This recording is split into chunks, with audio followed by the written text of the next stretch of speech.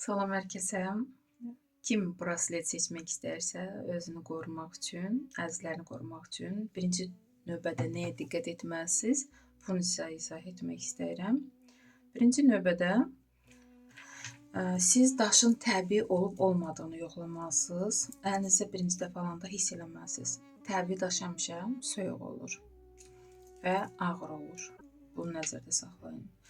İkinci, bunun plastik olub və sonradan rənglənməyini bilmək üçün burada rezini aralayıb içərisinə baxmaq lazımdır. Burada görəcəksiniz ki, əgər plastikdirsə, rənglənibsə, bu dəliyin içərisi ağ olacaq.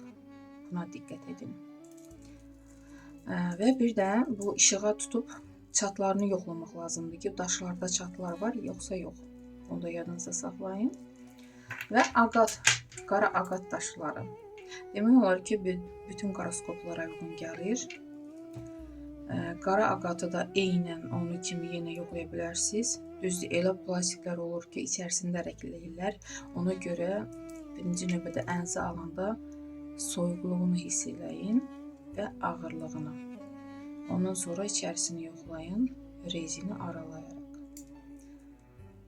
Bu vacib xəbərlər sizə çatdırmaq istəyirəm ki, seçim edəndə aldanmayasınız, hava yerə pulunuzu xərcləməyəsiniz. Yəni, siz təbii daşlardan almaq istəyirsiniz ki, xeyrini görəsiniz, sizi qorusun, sizi, əzizlərinizi, amma əslində xarab mal alırsınız, belə demək olar ki. Ona görə diqqətli olun. Növbəti video olacaq. Bu brasletləri necə təmizləyib və sizi qorumaq üçün necə hazırlamaq lazımdır. Bu haqda ətraflı məlumat sizə verəcəm.